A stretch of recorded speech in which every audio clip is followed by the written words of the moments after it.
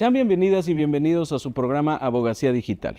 El día de hoy platicaremos con el doctor Juan Antonio Pérez Sobrado sobre el derecho, la literatura y el entorno digital.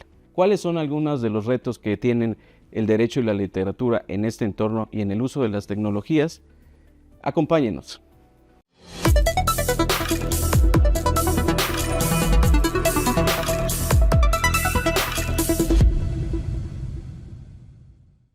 Ya estamos en su programa Abogacía Digital con el doctor Juan Antonio Pérez Sobrado, quien es académico de la Facultad de Derecho de la UNAM, un gran amigo y, por supuesto, un experto en Derecho y Literatura. Y precisamente es del tema que hablaremos hoy, Derecho y Literatura en el entorno digital. ¿Cómo podemos arrancar esto, además de agradecerte que estés aquí, Juan Antonio?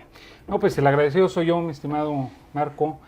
Un placer estar aquí con ustedes, con el equipo, con tu auditorio. Espero que no sea la última vez y de verdad muy agradecido por estar aquí, poder dirigirme a tu público y poder platicar, ¿no?, de este tema que quizá aparentemente, pero a todos nos impacta de alguno o de otro modo. Ya el entorno digital, pues todos somos parte de él, ¿no? Aunque no queramos muchas veces. Claro, aunque a veces no seamos mucho nativos digitales, Exacto. Seguramente hoy está impactando en nuestra vida algo del entorno digital y no es la excepción el derecho, no es la excepción la literatura, claro. Y por supuesto no es la excepción la enseñanza del derecho, que es a lo que dedicas buena parte de tus días, sí, querido Juan Antonio.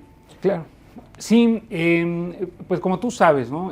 Sobre todo a partir de la pandemia se ha revolucionado por completo la interacción académica, ¿no?, entre profesores, alumnos. Yo, como bien lo señalas, lo sabe mucho de tu auditorio, me desempeño como profesor de Derecho y Literatura en la Facultad de Derecho de la UNAM, donde somos compañeros. Y es una materia relativamente nueva, ¿no?, de un nuevo plan de estudios. En varias universidades ya se está tomando este ejemplo y cada vez se difunde más porque es una herramienta de difusión de la cultura jurídica desde una perspectiva, pues, un tanto más atractiva hacia el público en general y hacia los estudiantes de Derecho en lo particular, y que entronca con otras ramas del saber de las humanidades en específico. Y en ese sentido, esta materia, por hablar de la UNAM, de la Facultad de Derecho, se instaura en 2023 como una materia optativa. Se inaugura más bien porque ya se tenía programada desde el último plan de estudios, y nos corresponde inaugurarla ya en plena pospandemia. Sí. En un entorno en el cual ya los alumnos se encuentran completamente familiarizados con el uso de gadgets, con la educación a distancia, con el teletrabajo. Y para nosotros, profesores, como tú bien lo dices, que no somos del todo nativos digitales, aunque vimos por generación toda una serie de evolución de estas nuevas tecnologías, ya no tan nuevas, ¿no? Nos fue quizá difícil en un inicio, pero para mí ha significado un reto y una posibilidad, un reto por un lado, pero también una posibilidad de encontrarnos en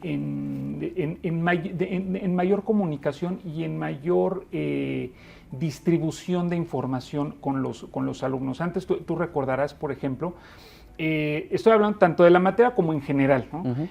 Recordarás, como alumno nos tocaba cargar nuestra mochila con tomos y tomos de códigos, de leyes, de libros de texto, y ahora todo cabe en esto, ¿no? O en la tablet, ¿no? Los alumnos traen ahí toda una biblioteca. Cuando se les requiere, ahí lo tienen. Si da uno clases en presencial o si da uno clases en Zoom, pues puede uno compartir incluso en tiempo real la información. En la cuestión de derecho y literatura, fíjate que hay una cuestión muy interesante. Ya desde hace mucho tiempo, hay un autor que creo que la inmensa mayoría conoce, a mí me encanta, que también estudió, muy breve paso, pero estudió en la Facultad de Derecho, José Emilio Pacheco. Fue de los primeros, hace casi 2 décadas. Estaba, a pesar él nació en 1939, pero estaba muy familiarizado con las nuevas tecnologías. En sus entrevistas hacía mucha referencia a Twitter, ahora X, ¿no? Que ya no le tocó ese cambio, al Internet, a los chats, a los correos electrónicos, y fue de los primeros en señalar la importancia de estas nuevas tecnologías para la distribución masiva de la literatura y de popularizarla mucho más, ¿no? Claro. de hacerla llegar a prácticamente todos los públicos, que no se necesitara acudir a una librería para comprar, ¿no? un libro de poemas de Octavio Paz, de Cavafis, en 400 pesos. Se podía utilizar la mensajería instantánea o el Twitter, ¿no? Que es precioso para publicar haikus, por ejemplo, y poderlo distribuir de forma masiva. Yo en algún momento pues se decía, bueno, eso quizá en entornos no institucionales, no académicos, pero ahora lo vemos. Después de la pandemia ya no podemos concebir el hecho de no utilizar mensajerías instantáneas, plataformas de Zoom, ¿no? Classroom, de interacción en tiempo real y de distribución de estos materiales a los alumnos de una forma masiva en chats de grupos, ¿no? Claro. Tú lo debes de saber, ¿no? Tú eres experto también en estas cuestiones. A ver, pero sin embargo, aquí tenemos algunos retos muy importantes, ya lo comentabas, y tenemos sí una distribución masiva, pero una distribución masiva que puede ir en contra de los intereses de la persona que es autora de esa obra, por ejemplo. Y si bien puede buscar satisfacer un interés general, pues también hay que cuidar esta parte. ¿Y ante qué nos estamos enfrentando? Porque hoy vemos que en diversas redes sociales, las de mensajería instantánea, las de donde publicas algunos posts ya más sociales, en Facebook, en Twitter o X y en Instagram, pero un punto generalizado es que en muchos casos hay serias dudas de que esa distribución sea autorizada. Claro. ¿Qué hacemos ante eso y qué impacto está teniendo esto en la difusión de la cultura jurídica? ¿Sí hay una mayor difusión a pesar de estos retos o qué estaríamos viendo? Yo considero que hay 2 retos en general en este sentido. Uno, evidentemente el que tú mencionas. Por un lado, hay muchas obras, ¿no? Sobre todo literarias, que ya son de libre acceso, ¿no? de hace 100 años para atrás, y que es lo que realmente puede uno libremente distribuir. Por otro lado, el uso restringido por cuestión de derecho de autor, ¿no? Sobre todo para cuestiones no académicas, ¿no? Tú sabes que para cuestiones educativas uno puede citar, ¿no? Yo con mis alumnos soy muy cuidadoso en ese sentido, y creo que los académicos lo he visto mucho más, sobre todo ahora que ya hay softwares, ¿no? Antiplagio, toda esta cuestión que es muy interesante. Y que impacta directamente al punto que estamos comentando, citar las fuentes, no distribuir material de procedencia dudosa, ¿no? o ilegal. Vemos, por ejemplo, que las propias editoriales, en un afán publicitario, te dan acceso, por ejemplo, a un capítulo de un libro, ¿no? O a un cuento de un libro de una colección, ¿no? Esas cuestiones, pues evidentemente, pues son de libre acceso, hay un permiso completo de la editorial. Yo, sin embargo, en lo personal, sí soy muy enfático con los alumnos, ¿no? Cuando trabajo con ellos, en que, aunque sea material de libre acceso, de libre descarga, se cite la fuente, sobre todo para combatir otro desafío que yo en lo personal he detectado, que es la información falsa. Por un lado las fake news, por otro lado un fenómeno que se ha dado también en redes, que es atribuirle a otros autores poemas, cuentos, canciones, lo que sea, que jamás en la vida escribieron. Hay por ahí un blog. Los blogs también son interesantísimos. Hay escritores que tienen sus propios blogs, su cuenta en X, su cuenta en Facebook, y publican, ¿no?, sus cuestiones, y pues las dejan de libre acceso y de libre compartirlas.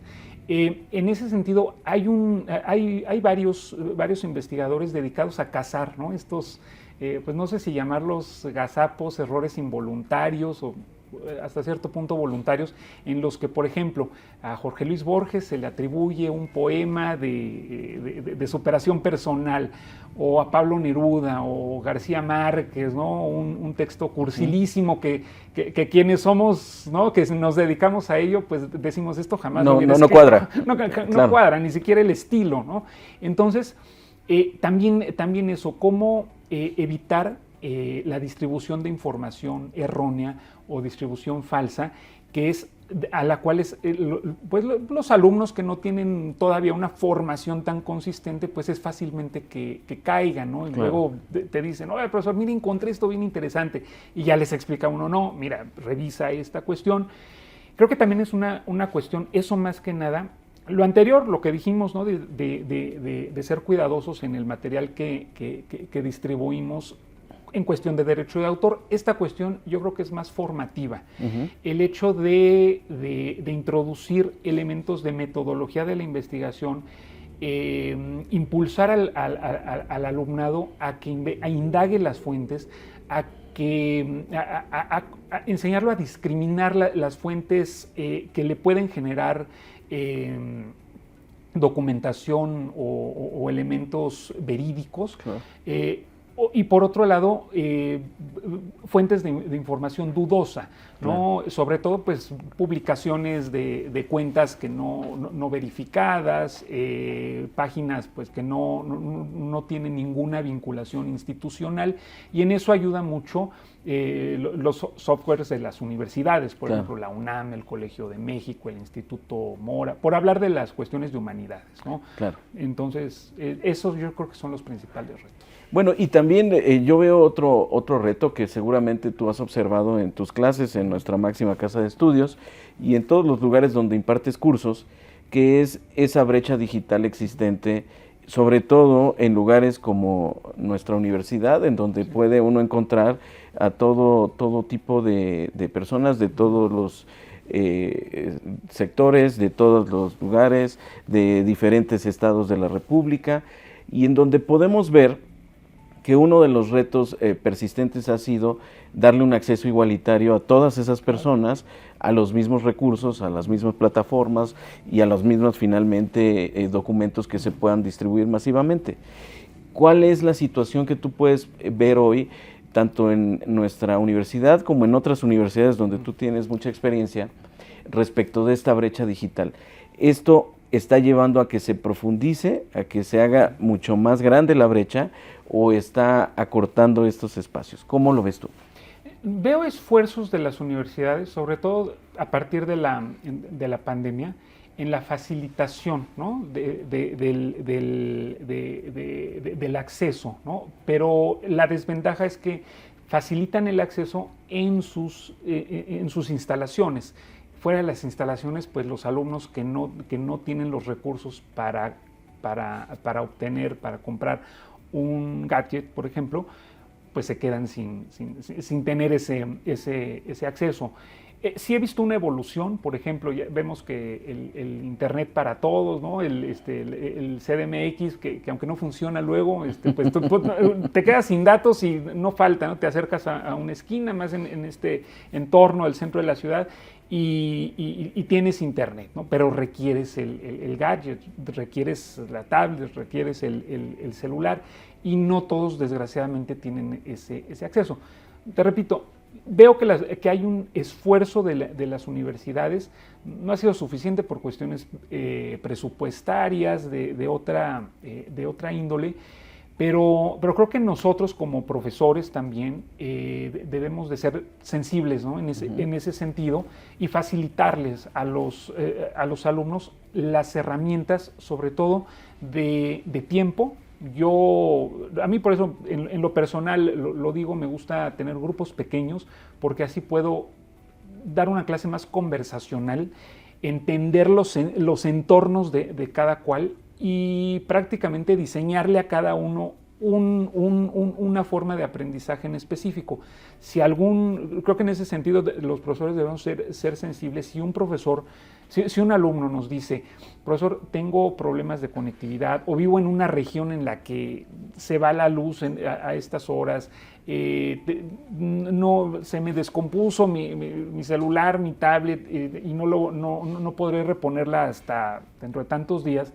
Uno debe ser sensible en ese sentido, más quienes somos profesores de universidades públicas, en donde tenemos un alumnado que viene de todos los estratos, que viene con formaciones distintas y que tiene niveles socioeconómicos muy diferentes. Claro, y también tenemos el hecho de que estamos en la universidad pues más importante del país, claro, la universidad pública desde luego más importante del país, y tal vez nosotros no notamos en la misma medida esta brecha como podría ser en otras universidades públicas, claro, también, que no tienen esta potencia que tiene la UNAM. Entonces, hoy lo que estamos viendo alrededor del país es un reto muy importante para el acceso a una enseñanza, y en este caso a la enseñanza de educación superior y del derecho. Entonces, ¿ante qué estaremos en el futuro, en un futuro próximo, Juan Antonio, en donde en una región del país pueden tener un acceso de mucho menor calidad que lo que podemos tener en el centro del país? Y entonces, ¿cómo se va a resolver eso? ¿Y qué política pública hay? No solo, como ya lo decías, de cada universidad en lo particular, en donde cada quien está haciendo un esfuerzo, pero a veces lo que se ha podido notar es que esos esfuerzos no son coordinados. Y entonces en algunos lugares se hace un esfuerzo mayor, en otros claro, no tanto, y entonces ¿qué pasará? ¿Y qué pasará en materias como la que tú impartes en la facultad y en otros lugares, que es Derecho y Literatura, donde este intercambio de documentos, donde este acceso a diversas cosas, pues es primordial para que todas y todos quienes toman esas clases puedan hacerlo en un plano de igualdad, ¿no? Sí, yo creo que siempre para grandes males, grandes remedios o volver a los orígenes. Creo que si bien nos encontramos ya en un entorno digital masivo, donde ya tenemos bibliotecas jurídicas completas, ¿no? en línea y de libre acceso, por ejemplo, la del Instituto de Investigaciones Jurídicas, no debemos renunciar a continuar, por ejemplo, programas como los de bibliotecas públicas, como los de salas de lectura, ¿no? que han tenido éxito en años pasados y que quizá han quedado un poquito a la sombra por toda esta cuestión, ¿no? de distribución masiva de documentos, de libros a través del formato digital. Yo considero eso, no podemos renunciar a una biblioteca física. Además, el gozo, el gusto para quienes somos lectores de acudir a una sala a leer, a buscar un libro, a buscar en el fichero o en la computadora y acudir un club de lectura. Un club de lectura, claro, ¿no? Yo, por lo general, a mis alumnos siempre les pregunto, ¿ustedes qué prefieren, los formatos físicos o los formatos digitales? La inmensa mayoría me dice los formatos físicos, hasta por cuestiones del olor de un libro nuevo, el hecho de no necesitar un dispositivo, ¿no? al que hay que cargar la pila o al que hay que conectar a la luz para poder leer un libro, ¿no? Podemos estar en el avión y como no nos permiten el uso de gadgets, pues podemos leer ese libro y tiene su encanto también. Yo considero que de esa forma se puede paliar en parte esta brecha digital de la que hablas, en lo que las condiciones permiten una distribución mucho mayor y el acceso mucho más masivo del que existe de todas estas cuestiones. Bueno, para cerrar nuestro programa, Juan Antonio, algunas últimas ideas y una última pregunta que sería, ¿cómo ves hoy a la materia Derecho y Literatura en nuestra facultad y cómo la ves en la enseñanza del derecho en general en nuestro país? Yo la veo que ha crecido. Comenzamos 3 profesores, ahora somos 8 de la materia. Los mismos alumnos la solicitan, se inscriben en ella por la novedad, por el entronque con otra rama de las humanidades que son las letras. Y sobre todo por la forma en que a partir de ella se puede difundir masivamente la cultura jurídica de una forma no técnicamente jurídica, ¿no? De otra forma. A todos nos gusta escuchar o contar historias, ¿no?